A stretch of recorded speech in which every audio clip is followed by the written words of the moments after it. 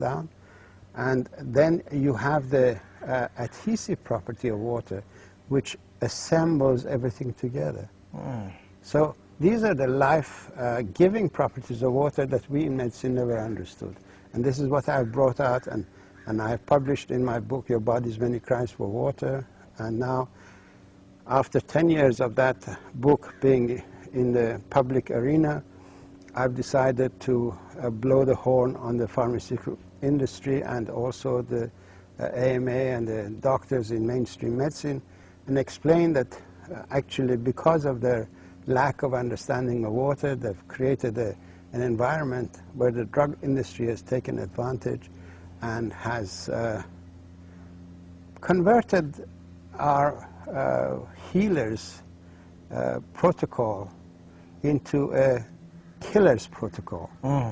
The drugs that are used in medicine, according to Washington Post, which is in my latest book, Water Cures, Drugs Kill, even when used according to the prescription of the doctor, make 2 million people sicker and kill 106,000, which makes this the 4th largest killer in the health field. So when we realize that we doctors prescribe this medication to kill people, which kills people, obviously we are doing it in order to save them, but we don't realize that we've been really had by the pharmaceutical industry. You know, it's funny though, because you say to save people, but the doctors know better than the patients what the series, and it's always a series, of side effects are. And they often involve virtual liver shutdown or almost kidney failure. I mean, it's almost to that a point where the toxicity of the drugs is so severe. It makes one really question what the doctors are thinking relative to the life-saving effects of these drugs. Well, Mitchell, unfortunately, we doctors are forced by the people, by the advertising of the pharmaceutical industry that takes the information directly to the public and says to the public, go and ask your doctor if this is good for you. What doctor is there to say, no, it's not good for you, and then be sued afterwards? So basically, drug industry... So the doctor's being put into this compromised position. Yes, doctor is unwittingly being used by the pharmaceutical industry. As a salesman. As a salesman. Literally, yes. Sophisticated salesman. Now, when it comes to cancer, since you brought that up and you gave that talk in Greece, I believe it was, to the conference there, could you just explain to the audience a bit how water could be a curative for cancer? Actually, I have got a video of dehydration and cancer. This is a half-hour tape of my lecture at Cancer Control Society conference here, 2002, that's last year, where I explained how dehydration sets up the physiology, the internal physiology of the body in such a way that some cells become autonomous and they begin to grow in a cancerous way. It's very simple. When you're dehydrated, your immune system is shut down completely, because histamine, which is a neurotransmitter in charge of water regulation and drought management programs of the body, has also a responsibility in monitoring the immune system. So when it gets engaged in the water regulation so that dehydration doesn't flare up the immune system unnecessarily, it automatically inhibits that aspect of its own work. So immune system is shut down, interferon production is shut down, interleukin-2 production is shut down. These are the elements that you require in order to find cancer cells or any immune problem. So dehydration is directly responsible. Then in dehydration, we lose some of our essential amino acids, tryptophan, tyrosine, and so on, because they're used as antioxidants. When you don't have enough water to secrete the toxic waste out of your body, then some other thing has to neutralize the acidity or toxic effect of the toxic waste.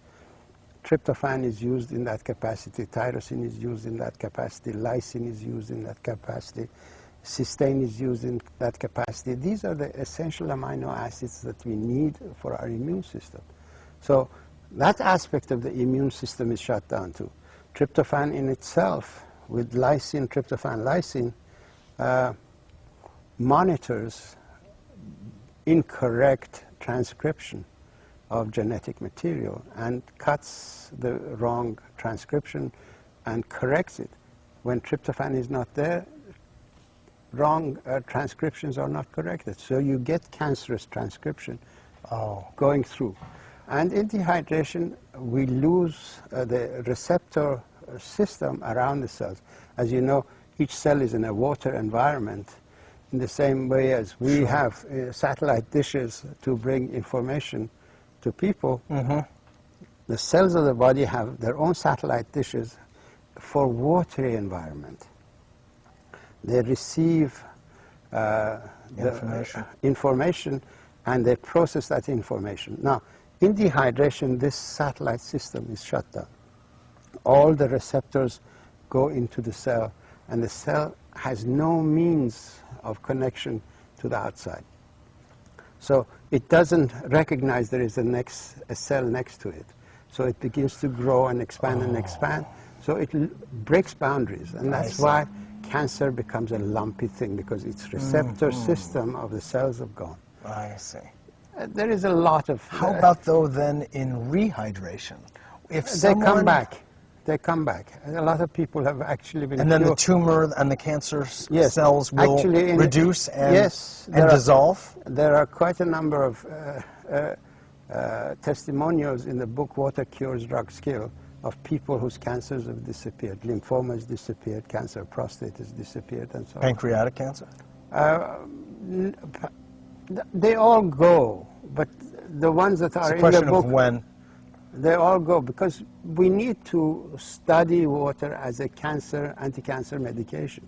Once we do that for each different discipline, we need to have a protocol for that. Sure. But personal observations of people is that their cancers have reduced. Now, you brought your findings to the AMA, to the FDA, to NIH. Yes.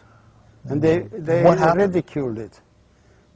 Obviously, what I propose... It drove them to drink. What I propose is not a money-making situation. So the sick care system survives and thrives on people staying sick. If they cure people who are sick, then there is no reason for their existence. So they realize this outcome, and naturally they try to push this information out of the way. But as philosophers of science have said, Thomas Kuhn, when such a situation, conflict arises, then you have to go to the public and let the public be judged. Yes. And that's what I have done. These books are in order to arouse the public and inform the public that this is an issue before them, and they should force the government, the NIH, the FDA to look at water as a medication, begin to study it, and stop being subservient to the pharmaceutical industry that enjoys killing people in order to make money. You use the word in your new book, terrorism, kind of a gradual terrorism. Well, could you explain that further? Well, I think the pharmaceutical industry is terrorizing people with their advertising campaign and creating fear in them, forcing them to go to their doctors and ask for medication that the pharmaceutical industry wants them to have. And naturally, these medications have got side effects, and as you know, it kills. So what they're doing is a terroristic act. Well, and terrorism is not only when you explode a building. Any act that is based on fraud so deep that kills people, that constitutes a form of terrorism.